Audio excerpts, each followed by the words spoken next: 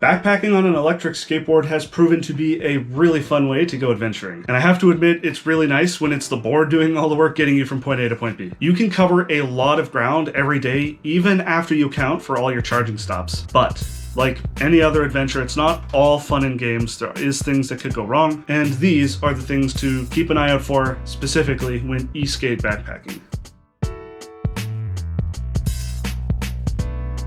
Getting rained out. Electrical components and rain obviously don't mix. Especially so with electric skateboards where everything is laid out close to the ground where it gets a 1-2 punch from direct rain from above and splashback and puddles from the ground. Most electric skateboard setups aren't meant to get thoroughly soaked, and I've actually wrecked a few boards myself from riding it in the rain like a moron. And even failing that, the smooth wheels lose all traction on wet surfaces, making riding super dangerous anyways. Anything more than a light drizzle, you should probably pack it in and take a 0 day or a Nero day. It's not worth wrecking your expensive touring board. I learned the hard way to budget in some extra time so that I don't get too dicked over from inclement weather.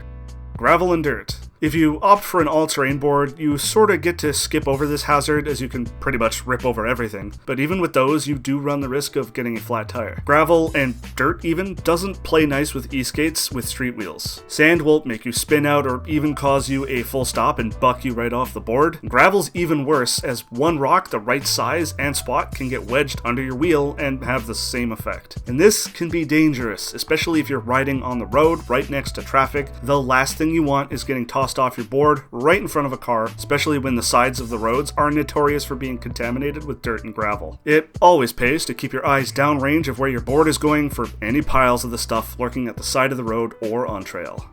Riding in traffic. Speaking of riding on roads, yeah, traffic. That's easily the most dangerous part of skatepacking, sections where you have no dedicated bike lane and you have to ride directly on the road in the lane. This isn't too much of a problem on quieter, slower traffic roads, but on the side of high-speed, backcountry single-lane roads with not even a bit of shoulder to ride on, nah, you're seriously better off just hiking those sections and carrying your board on the unpaved shoulder. Even on sections that do have a bit of a shoulder to ride on, it's often only like 1.5 feet of crumbly, cracking asphalt that you need to straddle between the lane marking and where the crumbling pavement gives way to the gravel. You need to be extremely focused and go slowly. Vehicles might not see you until they're already relatively close, and some larger vehicles like tractor trailers might not even see you at all until it's too late. Road rides are by far what I consider to be the riskiest part of these adventures. I highly suggest having something high-vis on you. Either a bright pack or a fluorescent pack cover should do the trick, and never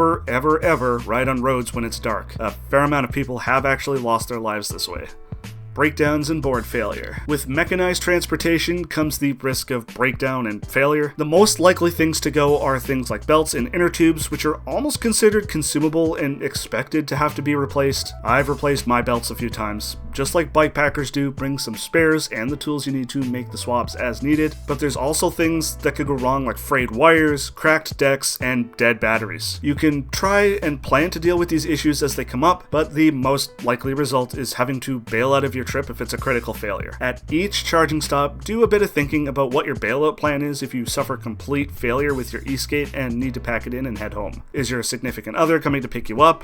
Can you take public transit, etc.? I mean, you don't need to spend too much time planning out exact details, but have an answer in your head for, if my board breaks, what do I do?